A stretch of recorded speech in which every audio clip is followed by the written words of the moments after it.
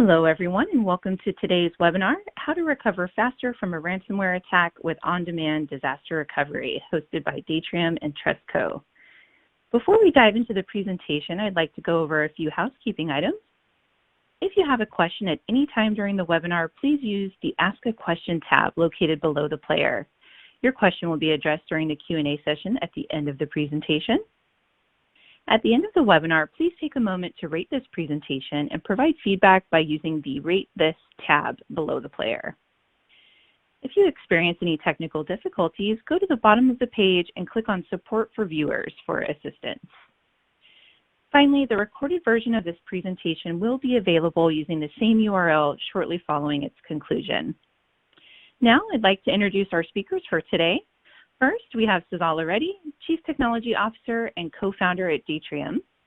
Sazala is a pioneer in the data domain, doing dedupe at scale, building distributed database systems and storage systems. He has been working on methods that reveal the latent entropy of data and how to take advantage of it for large-scale processing, including things like ransomware detection and variable-size content hashing. He is also deeply involved in modern data management techniques that normalize the various clouds, and in how to provide an autopilot for data management at scale. Sazala has an MS in nuclear engineering and an MS in computer science, both from the University of Michigan, Ann Arbor. We also have Tim Cripps joining us from Trustco, a managing director with 20 years of IT hardware, software, and service experience. Tim is skilled in storage area networks, or SANs, enterprise software, hardware, and the hybrid cloud. Tim prides himself on building and maintaining strong, long-lasting customer relationships through his pre-sales technical approach and strong account management. He continues to work with many NHS, ISP, MSP services, or corporate clients while maintaining ultimate responsibility for Trustco's performance. Thanks again to all of you who've joined us today, and without further ado, I'll hand it over to Sazala to get us started.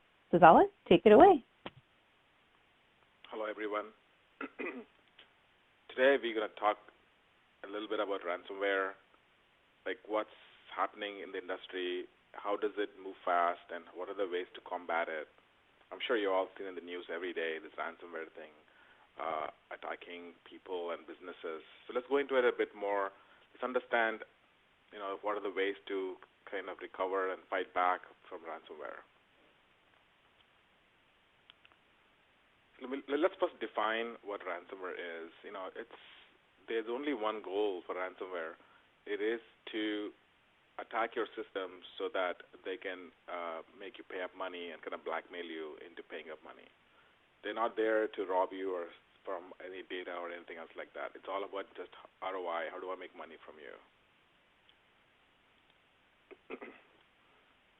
So here's some stats. I'm sure every day you see in the newspapers that ransomware attacks somebody or the other. Not everybody reports it, but some people do. But it's a significant threat globally for every business. At least that's what we see in the U.S. Hey Tim, what do you see in the UK and London area?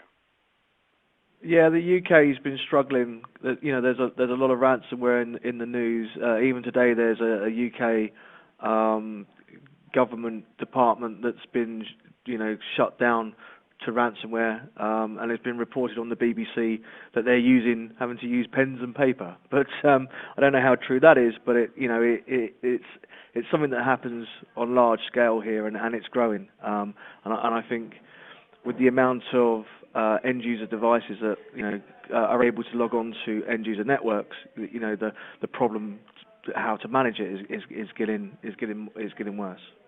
Yeah, absolutely. Even last week, near my home, the school district got infected. Wow. Yeah. So initially I thought it's maybe certain segments of the economy got affected more than other people, like governments or maybe state and local governments kind of thing.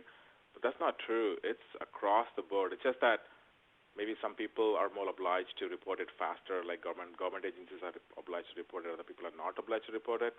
So maybe that's why we see less of the other stuff, but it's there everywhere because they're not discriminating against any businesses. So let me just show you briefly kind of what are the different ransomware types. There's a taxonomy to this business.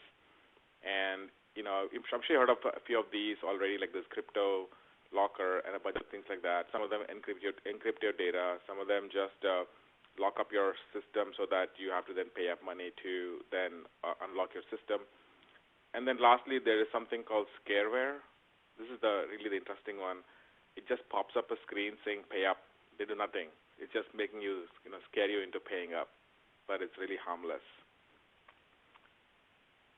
And if you look at how does ransomware get distributed into your systems, and who are these people and how they do operate? There are two types of distribution possible with ransomware. One is this open source. Open source is DIY kit.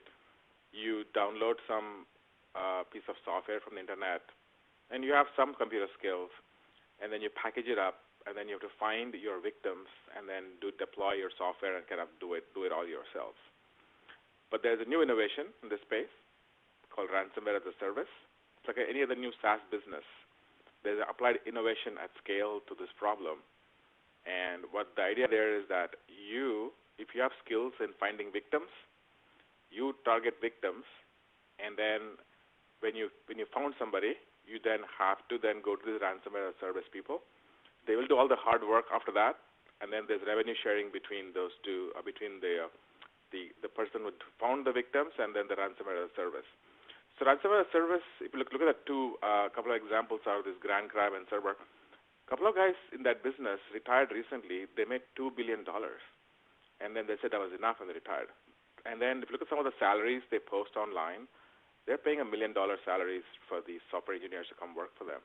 So they have applied, these modern innovation techniques in a SaaS-based world to evil purposes. And that's kind of interesting. So, Tim, any thoughts on the ransomware as a service innovation? It looks like software development at scale at this point. Yeah, when we started getting deeper into working, with Datrium, you guys kind of highlighted this, that the ransomware as a service is happening out there. It was something that was news to us, but if you break down IT in general at the moment, wherever you're working across, private, public cloud, in the data center, or even on-prem, as a service is being kind of added to every type of IT,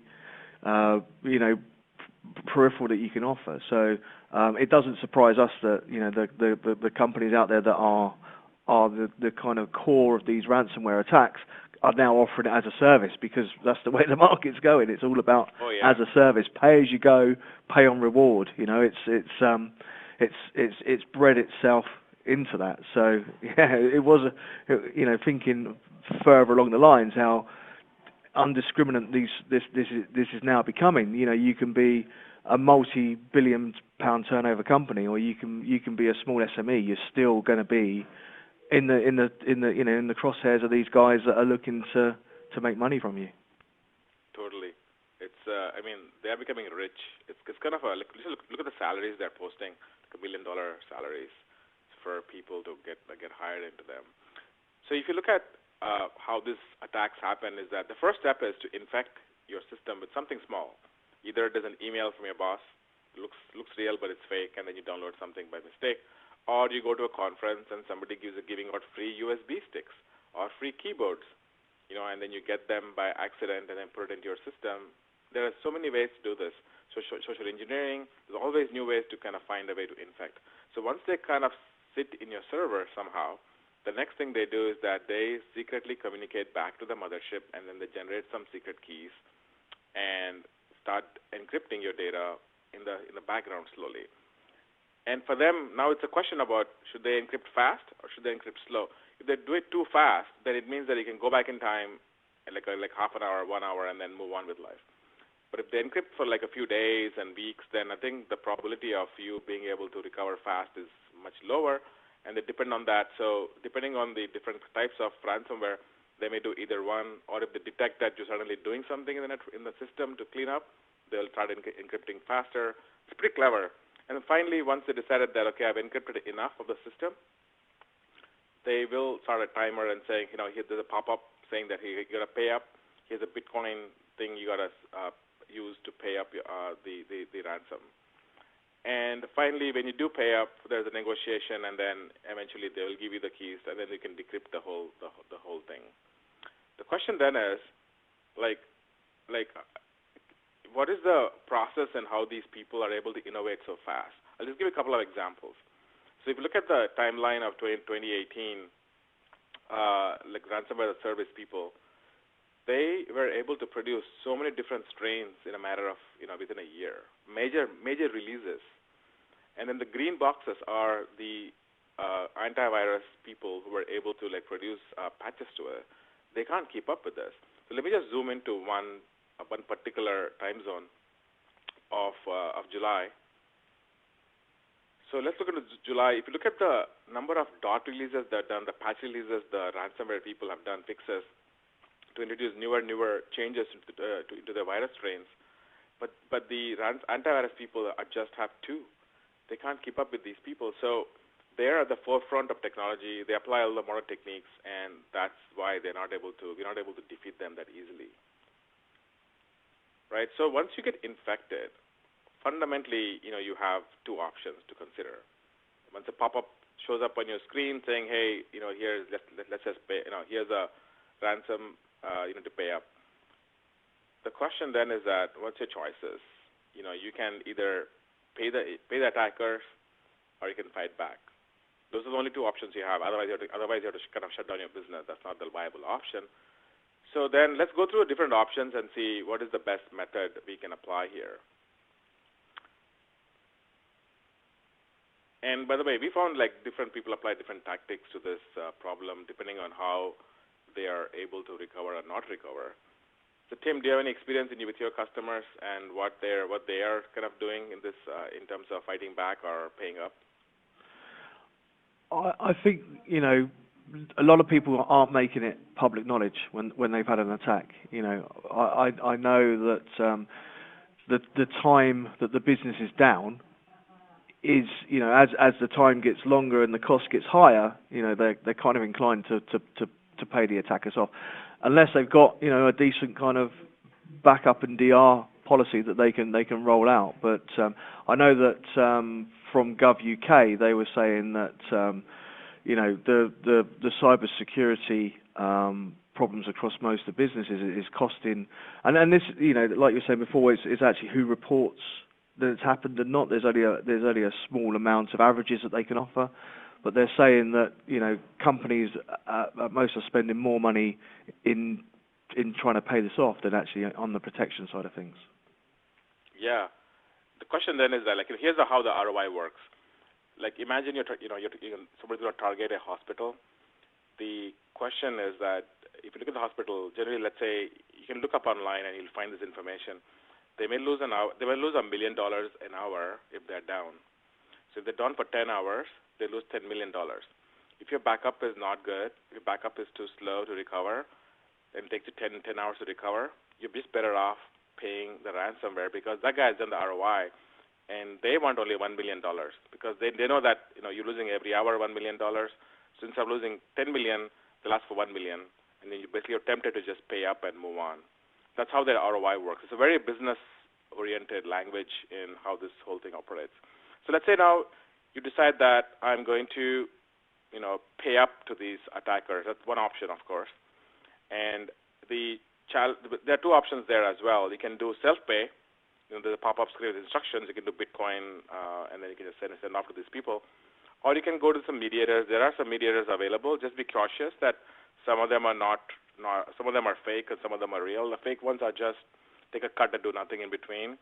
And in fact, they may do nothing, and your decryption may fail, and then you may have to go back and do your own payment to those guys. So basically, you're paying double.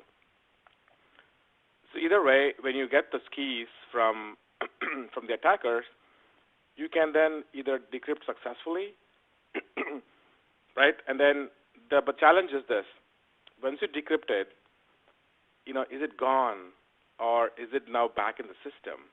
There is no steady state in this business if you pay the attackers because you don't really get rid of everything. They just gave you the encryption keys, and another challenge is that if those people tomorrow, one of the guys wants a new Ferrari, he's going to just call up and he's going to say, hey, you got to pay up more.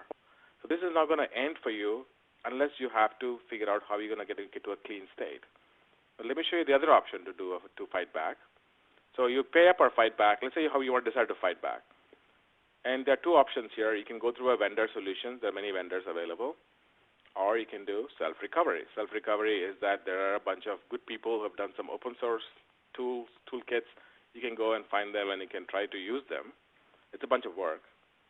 And it may be able to remove some time for the simple stuff, but again, they are not able to keep up with the ransomware innovation. Or if you fail, you have to go back to vendor solutions. But if you are able to recover, then that's steady state. It means you've recovered it, you've done clean stuff, and then now you're good to go.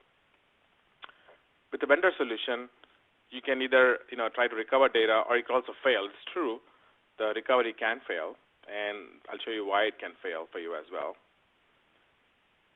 But then the vendor solution is able to remove the variant, and then now you're in steady state. That actually is a good place to be, because then you know your system is clean. If you pay up, you're never sure your system is clean. So this is a path you can choose if the solutions are viable. And let me show you what it means to have a viable solution. Because to really, what the ransomware people are depending on is that once you get hit by ransomware, let's say on Sunday, and then by Monday or Tuesday, they say they pop up with the screen saying, hey, you got to pay up.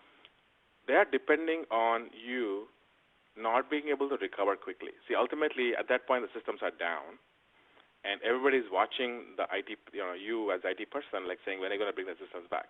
At that point, nobody really cares that they got hit by ransomware. That's like yes, that is true, but everybody wants to be online. The customers want to be online. The employees want to be online. So there's a pressure to actually bring it back online. If it takes you too long to recover, because if you notice, generally, when you buy a backup systems are not always fast to recover.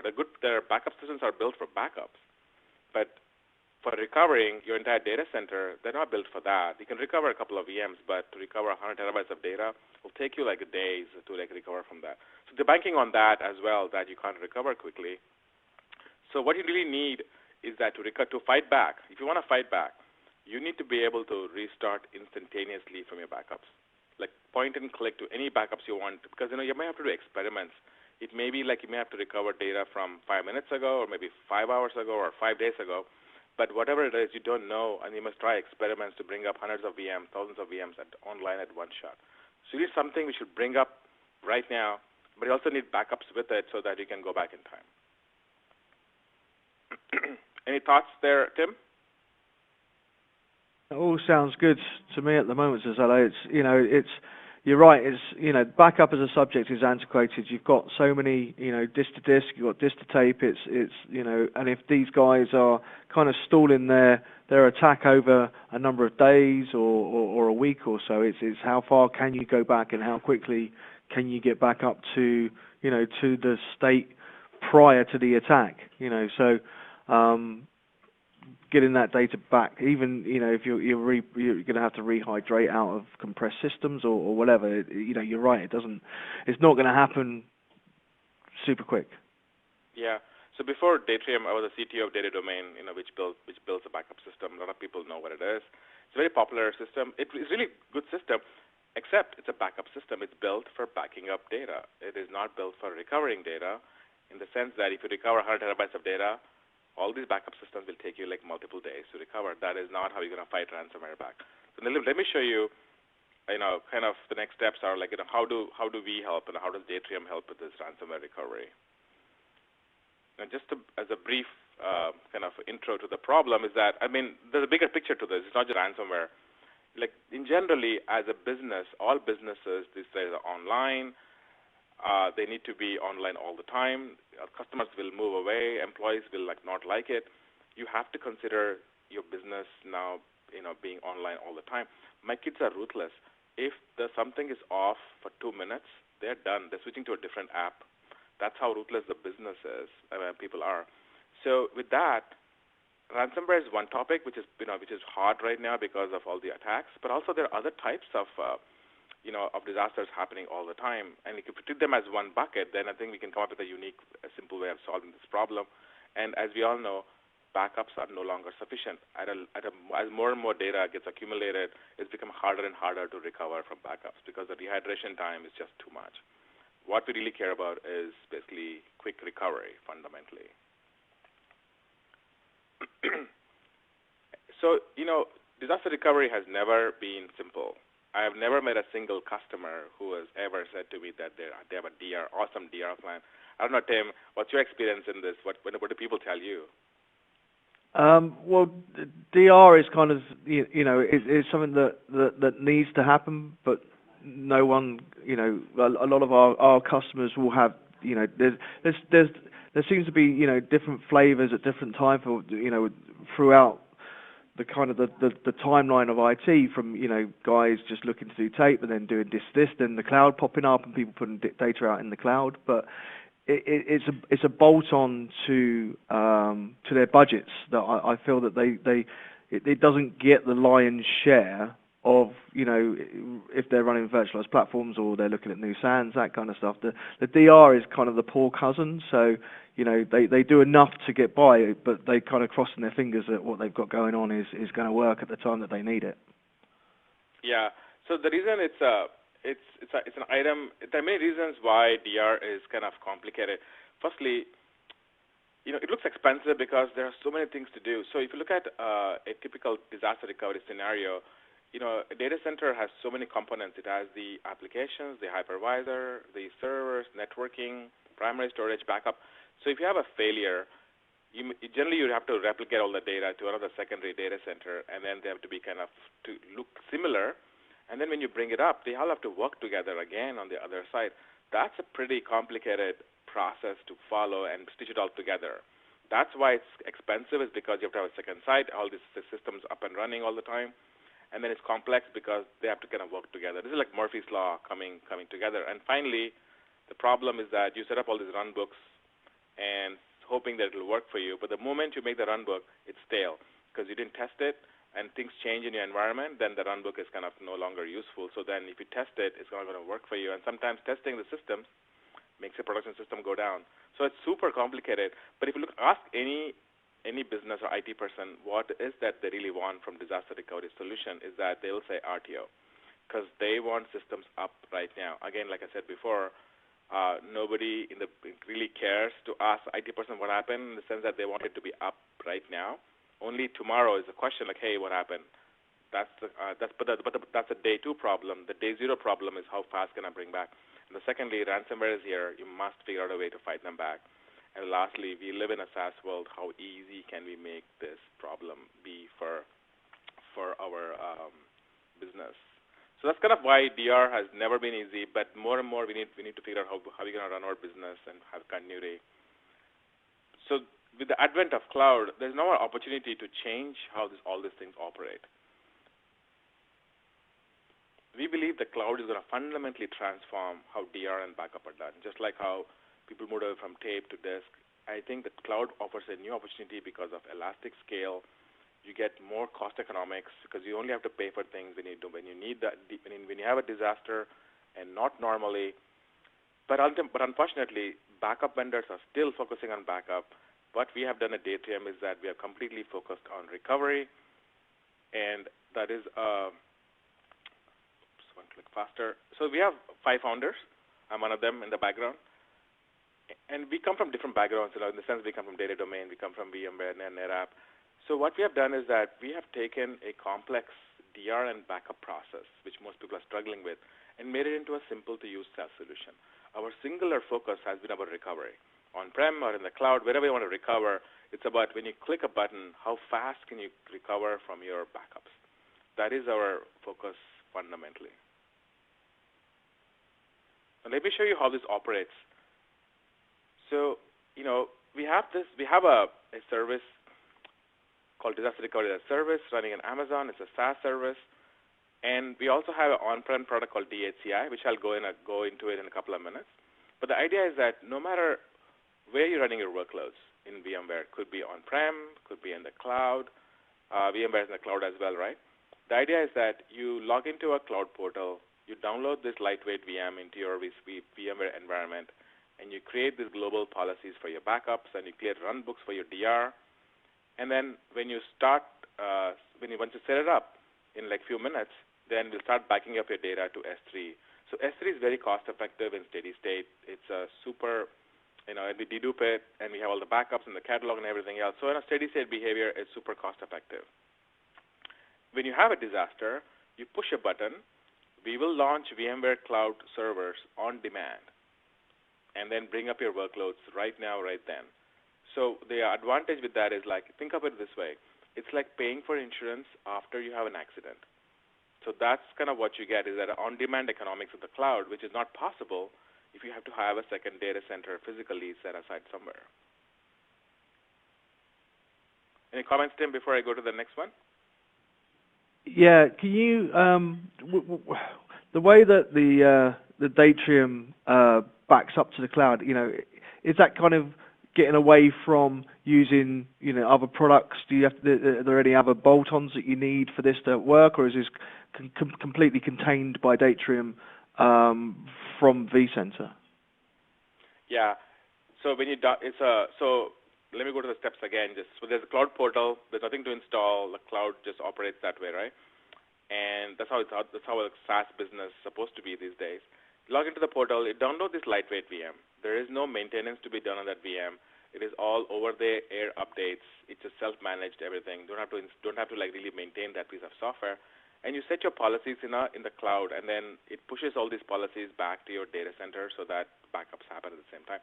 There is no maintenance for you to do. It's all self-driven from the cloud, fundamentally. Oh, that's okay. That's cool. That makes sense. Yeah, let me show you how this actually operates, and then get back to the DHCI piece as well. So I'll show you how this. Once you set up your global policies and you set up your runbooks, it's all going great. Backups are happening in S3. Then what happens if there's a fire? At some point, there's a disaster. It could be ransomware. It could be something else. And you decide, like, okay, I need to have I need to fail over now to have a clean start for ransomware attacks. Because sometimes when ransomware attacks you, you need a clean state to start somewhere else. You push a button, and we will automatically launch VMware servers on demand and bring up your workloads right now. So we are able to live mount. We have NFS. We show up as the NFS data store. What we're able to do is that you can pick any backup point in time, point at it, click at it, and we will instantaneously bring up your workloads and register them onto the VMware SDDC in the cloud. And that's when you pay for it. And once you're failed over, let's say for a couple of days you're living there and you decide, okay, time has come to fail back, because in most cases your data center is not dead. It's probably lost some power or something else like that, and you want to come back. So you push a button to say, okay, look, my disaster has been resolved. I want to fail back, and we will only bring back the changes, what is changed in the last 2 days, and that actually reduces the egress cost and everything else. So only you get back the changes which have happened in the last 2 days, and then there is a shutdown of the VMware Cloud servers automatically, so that you're not paying for them when you don't have to. So this completely changes how people operate. First of all, there are a couple of things. It's a SaaS product. Don't have to install anything. It's a self-improving thing that every month we have a release, and it improves itself every month. It'll auto fix itself, auto heal itself if there's any problems. It'll push upgrades to this our VM downloadable connector. Don't have to maintain the software, and ultimately, from an economics perspective, you're not paying a lot when you don't need to pay for them and you don't have to. So recover from ransomware. So now that's a solution, kind of what we offer. But what we really are focused on is recovery as a business. So if you get hit by ransomware, sometimes you don't know what got hit, what not, what didn't get hit. So you want a clean state recovery. So the clean state recovery works the following way: you push a button, we will bring up your systems at scale, and you can pick any point in time, because you don't know which backups are good or not.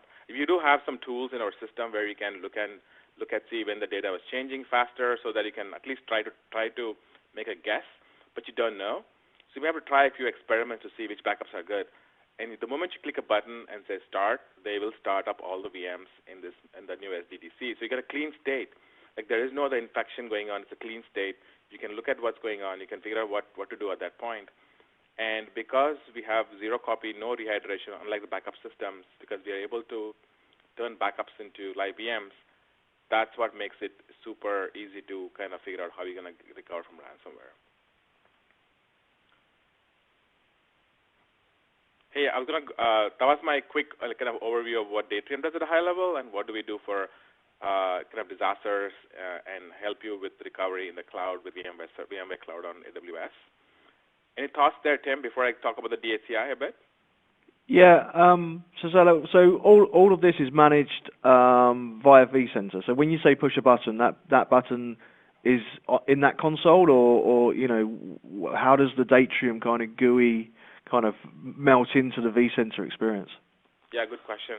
So if you buy our on-prem primary storage product, which I'll show you in a minute, that's completely a GUI, which is a plugin into the vCenter. Don't have to ever leave the vCenter to manage the DHCI product. But if you don't get the DHCI product and you're using just the backup, the Trust Connect product, and backing up to the cloud, you will have to log into a portal and kind of manage your backups and the DR strategy from there. At some point, we'll probably have the plugin as well for that for vCenter, but right now we have it for the DHCI product. But if you bought the DHCI product, then you completely can live on the vCenter. Don't have to leave it, and we are very VM centric, and I'll show you that in a minute. Yeah, that's great. And the other thing, Cesaro, is, you know, the costing model around this. You know, is it a pay-as-you-go, you know, a monthly kind of setup fee, and you know, how would that look for the end user? Oh yeah, fair enough. So we charge by the year, and that's kind of our current pricing policies. And we charge by the year, and then there is a charge for the number of how much of data you store on the cloud, the number of backups you have. And also there's a charge for the number of VMs you're going to have run books on. So those are the two. And then the last one, of course, is that how much time are you going to be using the VMware servers for when you have a disaster.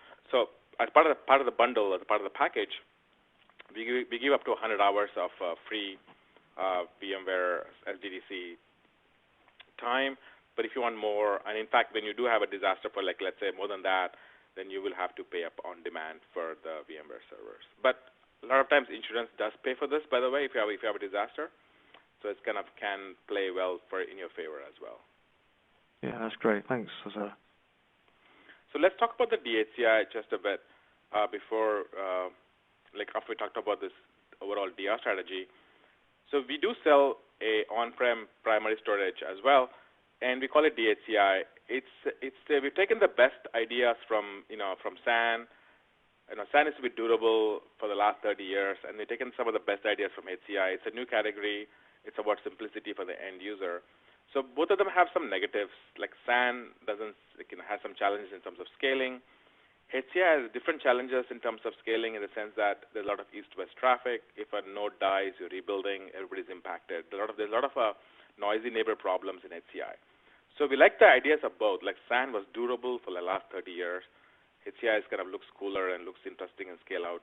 So we took both of the best ideas, and what we have done is that we have kind of built this two-layer architecture. And the idea is that our software runs as a web software in your VMware hosts. You can buy any host you want.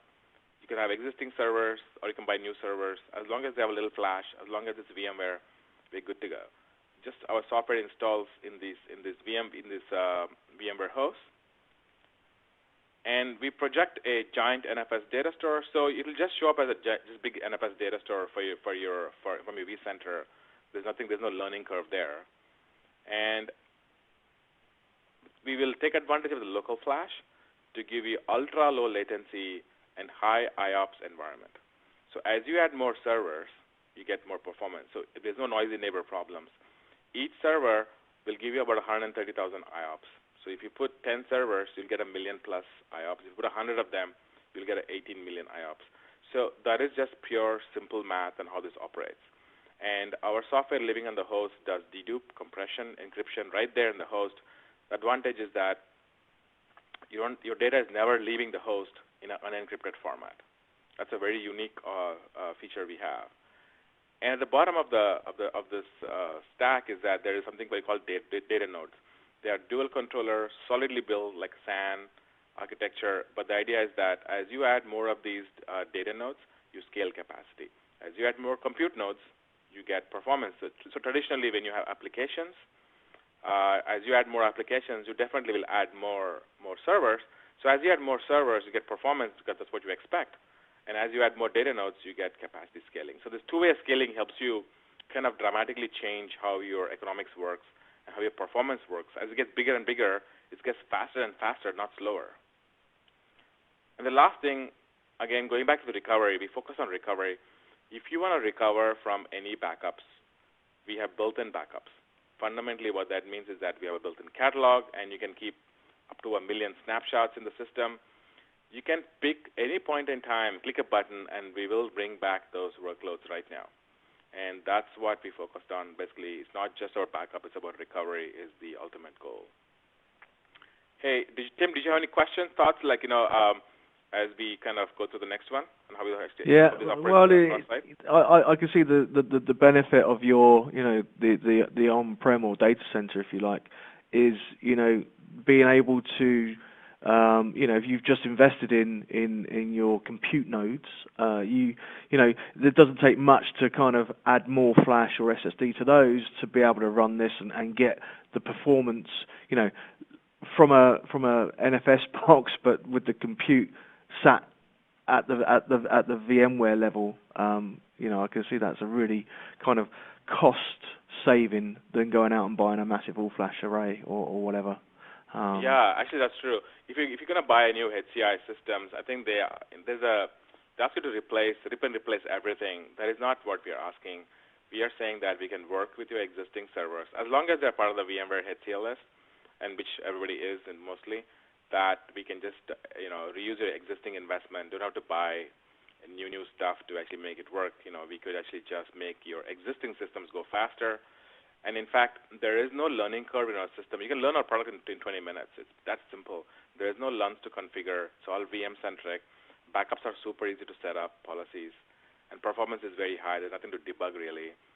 And, we have a 93.3 NPS score. It kind of speaks for itself in terms of how simple the product is and how people are able to operate without actually having to learn a lot of stuff. It's really cool. So let me show you then, you decided that, you bought this DHCI system and you want to do replication and disaster recovery from site to site, which is fine. If you want to go to the cloud, I just show you the cloud part. But let's say you decide that, look, I want to do from site to site as well, and I can do the cloud in another day. That's fine. So you get two DVX systems, and you can start replicating them between site to site. We have low RPOs. We have dedupe over the wire. And you can save, different types of retention on both sides. You can save, I'll keep a month on production side. I'll keep it for 7 years on the second side. So you can do all these different policies of retention of data if you want to. And then the other piece is that's control shift over there. You see that.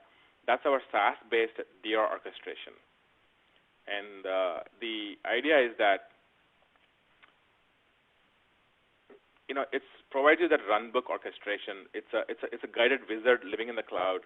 Don't have to install. Don't have to maintain it.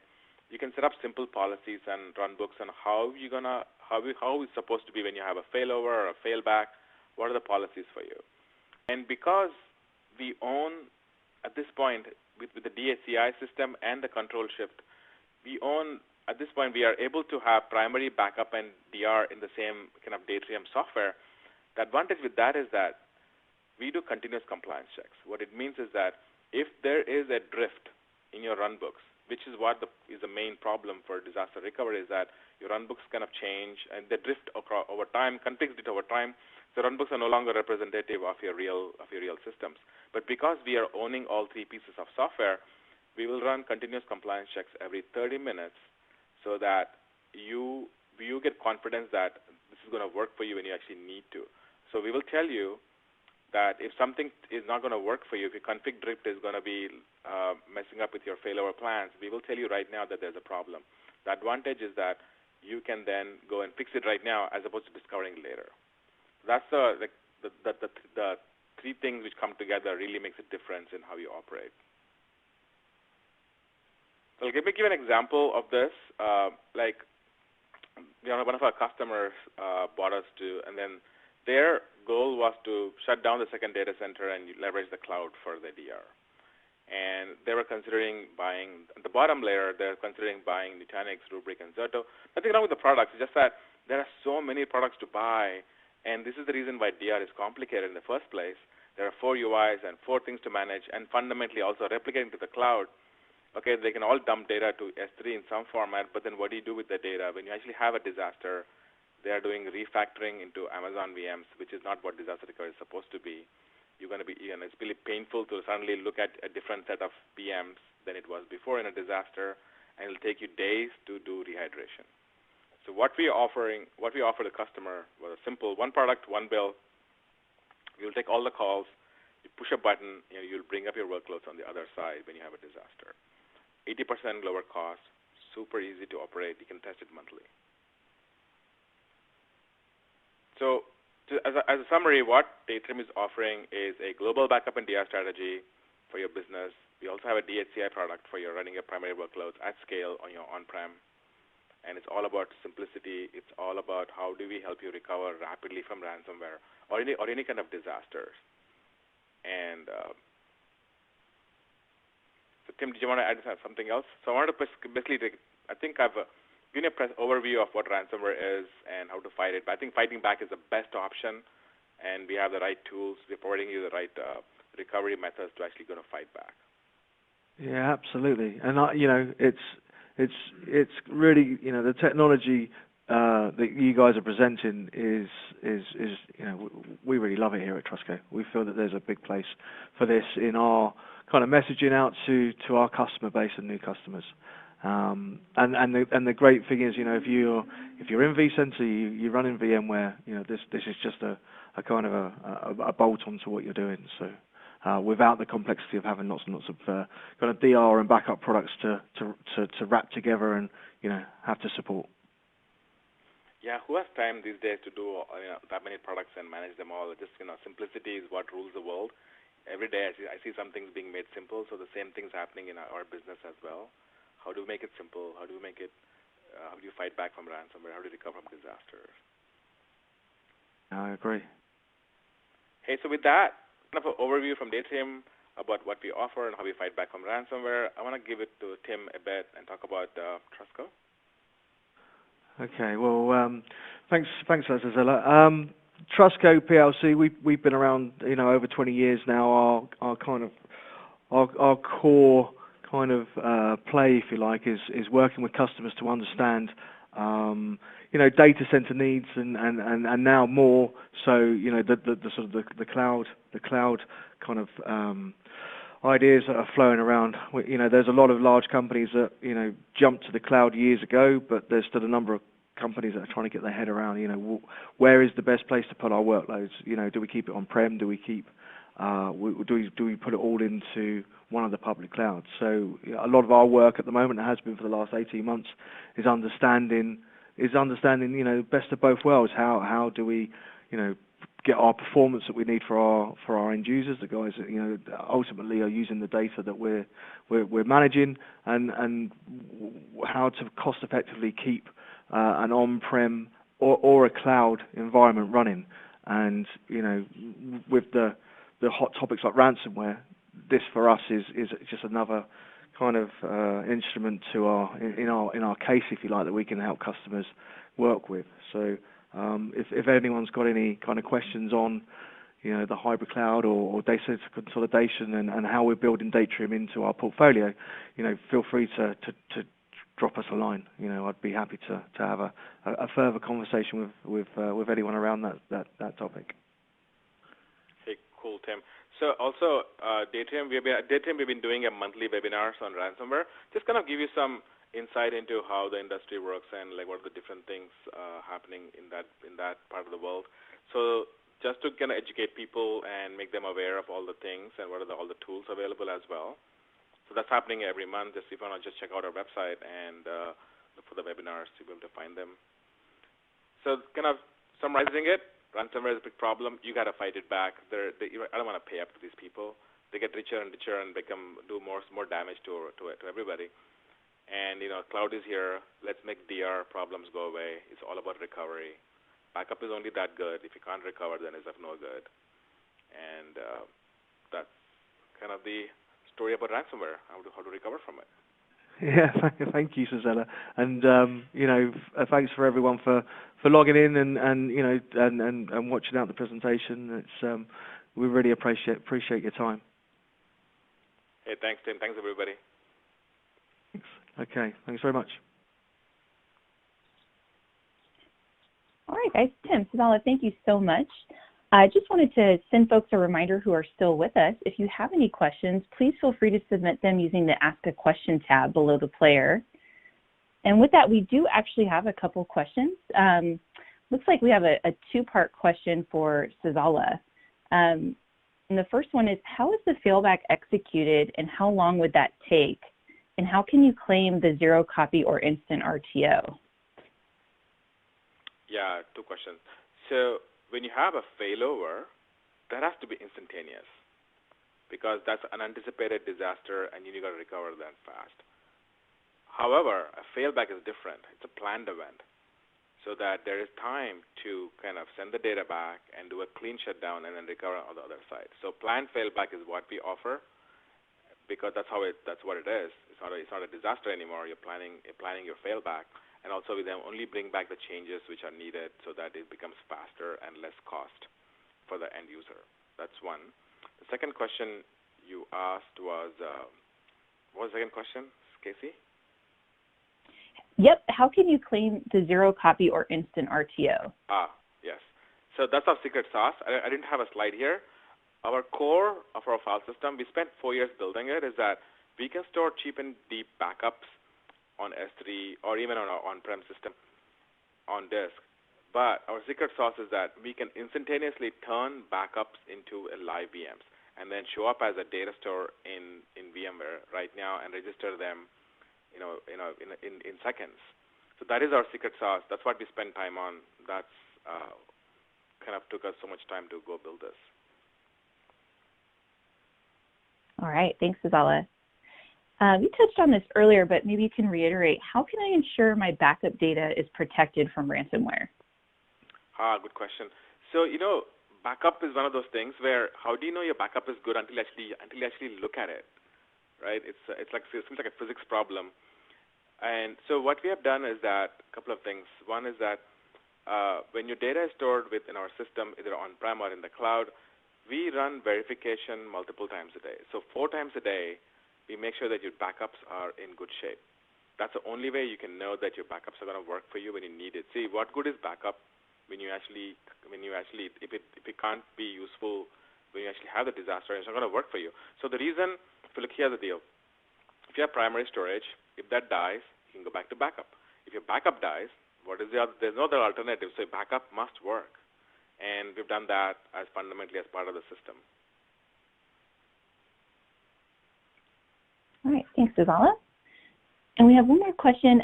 What if we're mostly cloud-based already? Do we automatically need to fail over to a different vendor, or can we keep everything on the same cloud platform? Good question. So far, if you look at the SLAs of any cloud vendor, they're actually pretty low. They're like 3 nines or maybe less, actually. That's what their SLAs are claiming. You can go to the website and they'll tell you what it is.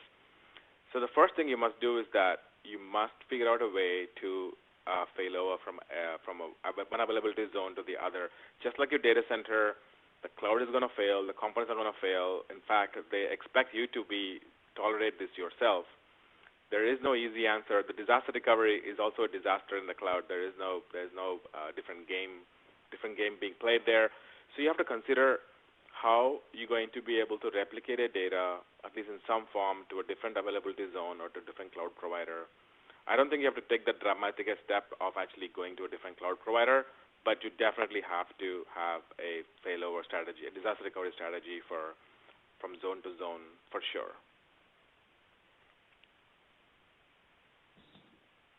All right, thanks, Suzella. Well, it looks like that is all we have for questions at this time. Just a quick reminder, today's webinar was recorded and it can be accessed using the same link that everyone used to join today. Tim, Suzella, I want to thank you again for your time and also to everyone that joined us today. We hope that you all will join us next time and hope that you all have a great rest of your day. Thanks again, everyone.